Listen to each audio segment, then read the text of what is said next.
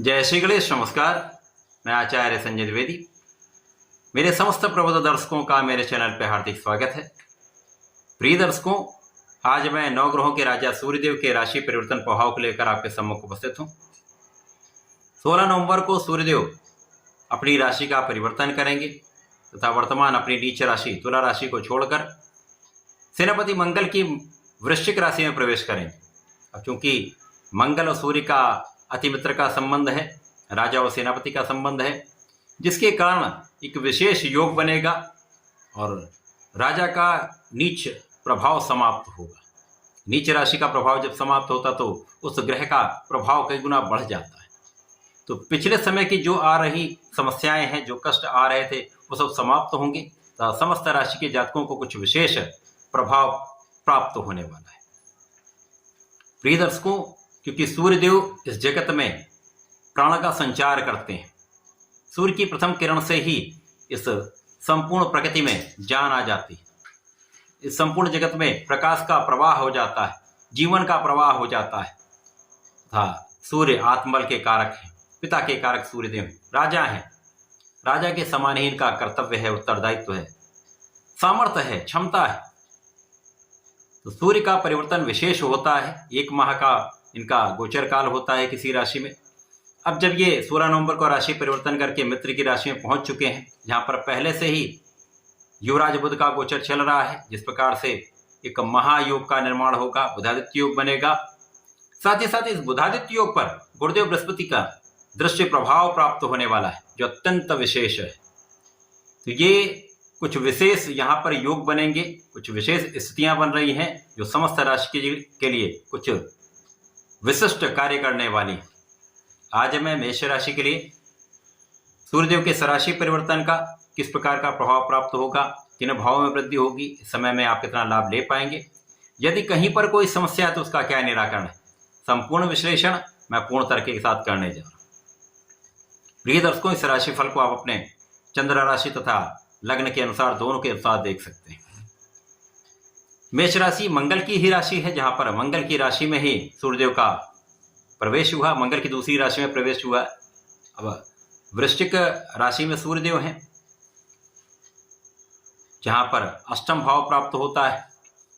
मेष राशि के लिए सूर्यदेव पंचम के स्वामी है, ज्ञान, शिक्षा, संतान तथा प्रेम भाव के स्वामी सूर्यदेव का गोचर अष्टम भाव में है। यद्यपि किसी भी ग्रह का प्रभाव त्रिक भाव में निर्बल हो जाता है, परंतु सूर्यदेव एकमात्र ऐसे ग्रह हैं जिन पर किसी प्रकार का कोई त्रिक दोष नहीं लगता है। तो यहाँ पर कोई बड़ी समस्या नहीं है। अब यहाँ पर बुध के साथ हैं, जो कि पराक्रमी तथा षष्ठम भाव के स्वामी होकर गोचर कर रहे हैं। तो यहाँ पर एक विपरीत राजयोग भी बन रहा है, बुधादित्य योग भी बन रहा है, तथा यहाँ पर आप देखें तो गुरुदेव आपके द्वितीय भाव में गोचर कर रहे हैं, जो शुक्राचार्य की राशि है। शुक्राचार्य भाग्य भाव में गोचर कर, जो अति विशिष्ट है। गुरु शुक्र का विशेष परिवर्तन राजयोग बना हुआ है, तथा यहाँ पर गुरु का प्रभाव आपके अष्टम भाव पर है। इस समय में आप यदि देखेंगे तो आपका बुद्धि बल श्रेष्ठ रहेगा, आपकी ऊर्जा का प्रवाह अत्यंत सकारात्मक रहने वाला है। आपकी ऊर्जा का सकारात्मक आप उपयोग करेंगे।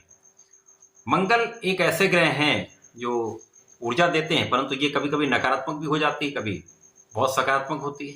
तो इस समय में आपकी ऊर्जा का सकारात्मक उपयोग होने वाला है, क्योंकि यहाँ पर आप बहुत संतुलित रहने वाले हैं। यहाँ पर आपका जीवन बहुत नियंत्रित रहने वाला है।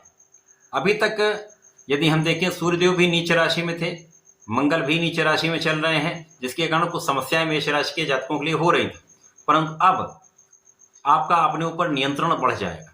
वैसे भी चंद्रमा की राशि में मंगल है, तो इतना बहुत कोई कठिनाई का समय नहीं है, कि कुछ समय नीच भंग रहेगा, कुछ समय नीच का प्रभाव रहेगा, परंतु अब स्थितियां जो हैं वो आपको बहुत संतुलित बना रही। सूर्यदेव अष्टम भाव में होकर यहां से निश्चित रूप से आपके धन के मार्ग को प्रशस्त करेंगे। अचानक कुछ ऐसी स्थितियां बनेंगी जब आपकी नई नौकरी आपको प्राप्त हो सकती है, अथवा जो लोग नौकरी के लिए प्रयासरत हैं उनको नौकरी का योग बन रहा है। धन वृद्धि का संपूर्ण योग बन रहा है। अचानक धन प्राप्ति हो सकती है, पिता के सहयोग से अथवा पैतृक संपत्ति से कुछ विशेष लाभ आपको प्राप्त होगा। पिता का संपूर्ण आशीर्वाद आपको प्राप्त होने वाला है। अपनी वाणी को यहाँ पर नियंत्रित रखें। यद्यपि यहाँ पर वाणी आपकी बहुत संयमित रहेगी, परंतु कभी कभी कुछ जब आप सीधी बात करते हैं स्ट्रेट फॉरवर्ड होकर बात करते थे, तो कभी कभी किसी के लिए ये कष्ट का कारण बन सकता है। सोच विचार कर बात करें। यद्यपि यहाँ पर आप बुद्धिमान रहने वाले हैं, ज्ञानवान रहने वाले हैं, धैर्यवान रहने वाले हैं तथा आपका नेतृत्व का गुण अत्यंत प्रबल रहने वाला है। शासन सत्ता से संपूर्ण सहयोग आपको प्राप्त होगा। इस समय में सरकारी नौकरी में है, प्रशासनिक सेवाओं में है, तो अचानक ही पदवृद्धि हो सकती है, अचानक कुछ विशेष लाभ मिल सकते हैं। यद्यपि यहाँ पर पढ़ाई में आपको अपने आत्मबल को प्रबल करना होगा, पूर्ण रूप से अपने पढ़ाई में आपको लगे रहना है, जरा भी लापरवाही यहाँ आपको नहीं करनी है। यहाँ पर संतान के स्वास्थ्य में कुछ समस्या हो सकती है, छोटी मोटी समस्याएं हो सकती हैं, कोई डरने की आवश्यकता नहीं है। प्रेम संबंधों के लिए समय बिल्कुल अच्छा नहीं है।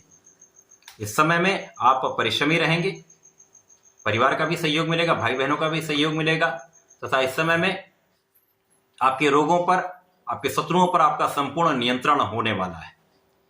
जो लोग इस समय व्यापारिक बंधु जो हैं वो ऋण के लिए प्रयासरत हैं, प्रयास कर रहे थे, काम नहीं हो पा रहा था, किसी न किसी प्रकार से कोई देरी हो रही थी अथवा कोई अवरोध आ रहा था, वो सारे अवरोध दूर होंगे, देरी समाप्त होगी तथा आपका कार्य अति शीघ्र यहाँ पर संपन्न हो सकता है। यहाँ आपका भाग्य आपके साथ में रहने वाला है, भाग्य का संपूर्ण साथ मिलेगा, जिसके कारण धन की निरंतरता बनी रहेगी, लाभ आपको प्राप्त होता रहेगा, धन की किसी प्रकार से कोई कमी नहीं रहने वाली। आपका प्रोफेशन है, चाहे आपका व्यापार है, चाहे आपकी नौकरी का भाव है, तीनों में कहीं न कहीं आपके लिए ऐसी स्थितियां बन रही जब लोगों का सहयोग आपको प्राप्त होता रहेगा। किसी भी प्रकार की स्थिति हो, आप अपने समस्त समस्याओं का निराकरण कर लेंगे।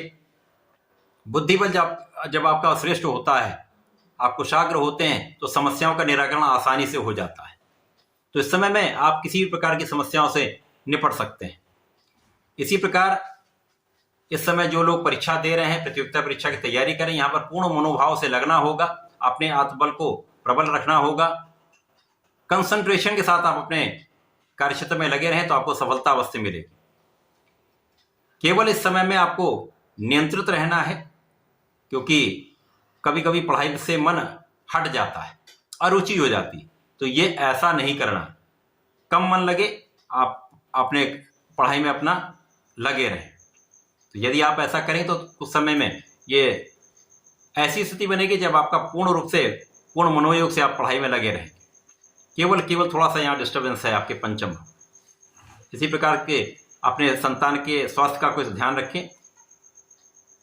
मौसम की कुछ समस्याएं हो सकती है, जिसके कारण कुछ तनाव हो सकता है, चिंता आपको हो सकती है।